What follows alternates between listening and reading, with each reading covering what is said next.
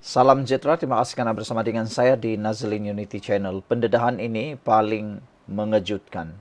Pendedahan ini pastinya menyedihkan buat Parti Bersatu. Bersatu paling lemah. Tiada pemimpinnya layak jadi Perdana Menteri, kata Najwan dalam Malaysia kini. Ahli Majlis Tertinggi Bersatu Wan Ahmad Faisal Wal Ahmad Kamal perlu mengakui bahawa parti itu adalah parti paling lemah dalam Perikatan Nasional PN, kata Adun Kota Anggerik Najwan Halimi.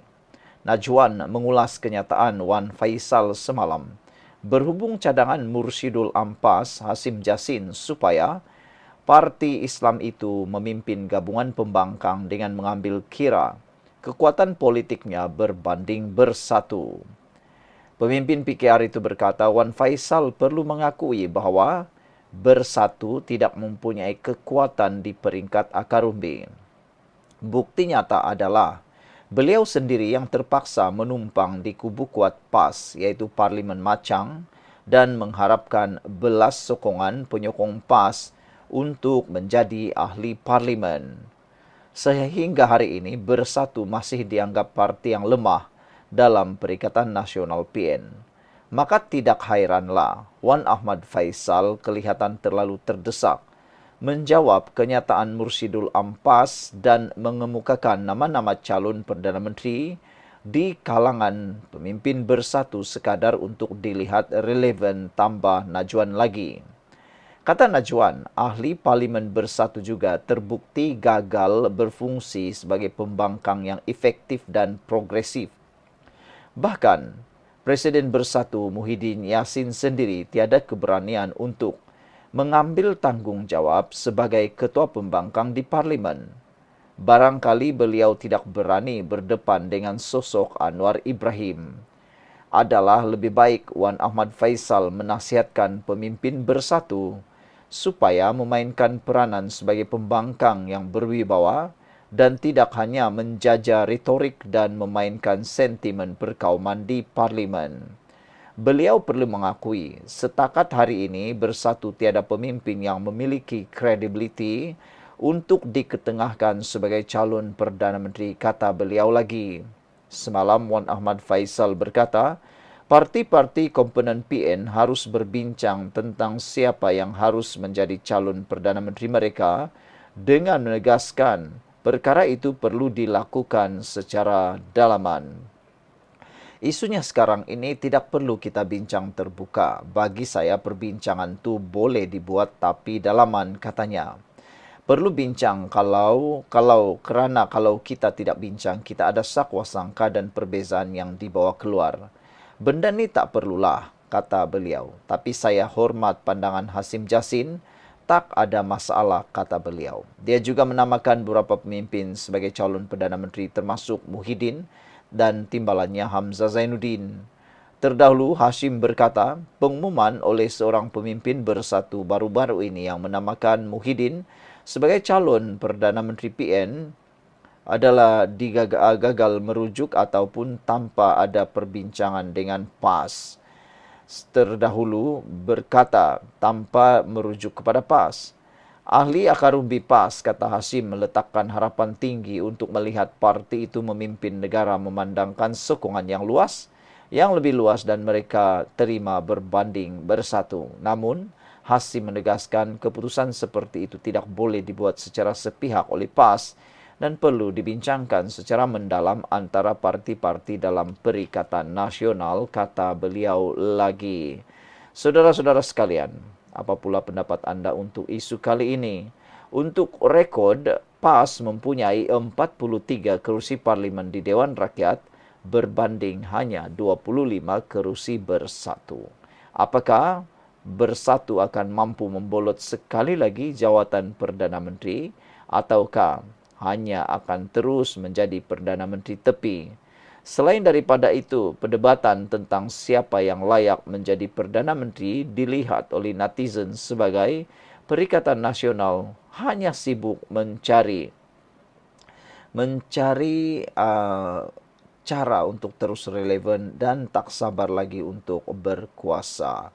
Sekian dulu untuk kali ini. Jangan lupa tinggalkan komen Anda dan sila tekan butang subscribe. Bye-bye. Salam sejahtera, terima kasih karena bersama dengan saya di Nazlin Unity Channel. Sudah lama kita tidak dengar case tentang Naimah Zainuddin, yaitu istri kepada Allahyarham Tun Daim Zainuddin. Apa cerita? Bagaimana ceritanya? Hari ini disahkan bahwa keputusan kes Naimah merujuk kesahihan tuduhan akan diumumkan pada 18 Februari ini. Wow. Mahkamah Session di Kuala Lumpur hari ini menetapkan 18 Februari depan untuk keputusan permohonan isteri bekas Menteri Kewangan Allahyarham Tun Daim Zainuddin bagi merujuk persoalan undang-undang mengenai kesahihan pertuduhan gagal mengisytiharkan harta yang dihadapinya ke Mahkamah Tinggi.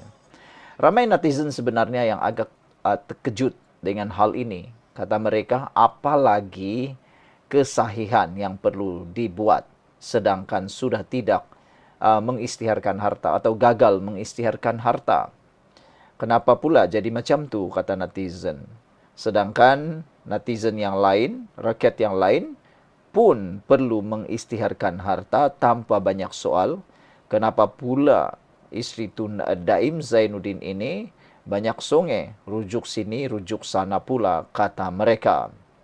Hakim Azur Alwi menetapkan tarikh itu selepas mendengar hujahan daripada pasukan pembelaan yang mewakili Toh Puan Naimah Abdul Khalid selaku pemohon dan pihak pendakwaan sebagai responden. Mahkamah menetapkan keputusan permohonan itu pada 18 Februari 10 pagi katanya. Pada 29 Februari tahun lepas, Naimah memfailkan permohonan untuk merujuk persoalan undang-undang membabitkan Seksyen 30 dalam kurungan 5, Seksyen 36 dalam kurungan 2, Seksyen 62 Akta Suruhanjaya Pencegahan Rasuah SPRM serta Seksyen 32 Akta Pencegahan Pengubahan Wang Haram, Pencegahan Pembiayaan Keganasan dan Hasil daripada Aktiviti Haram 2001 ke Mahkamah Tinggi.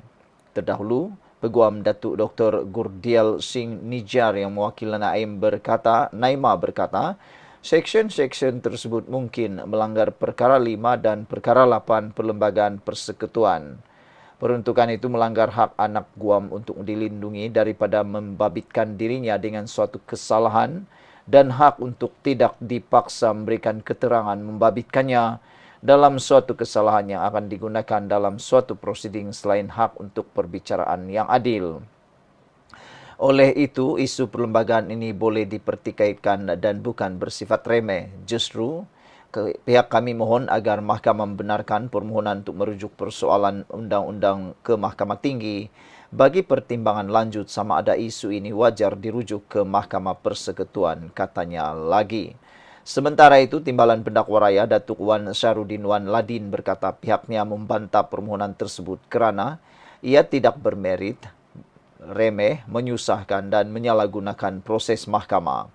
Pemohon telah gagal memenuhi kehendak di bawah Seksyen 30 Akta Mahkamah Kehakiman dan isu yang diingin dirujuk oleh pemohon bukan melibatkan isu perlembagaan. Sehubungan itu, kami mohon mahkamah menolak permohonan tersebut, katanya. Pada 23 Januari tahun lepas, Naimah, 67 tahun, didakwa di Mahkamah Session di Kuala Lumpur atas pertuduhan gagal mematuhi notis agar mengisytiharkan hartanya termasuk menera ilham serta beberapa aset lain di sekitar Kuala Lumpur dan Pulau Pinang. Pertuduhan dikemukakan mengikut Seksyen 36 dalam kurungan 2 Akta SPRM 2009 yang membawa hukuman penjara maksimum 5 tahun atau denda RM100,000 jika sabit kesalahan. Tinggalkan komen Anda.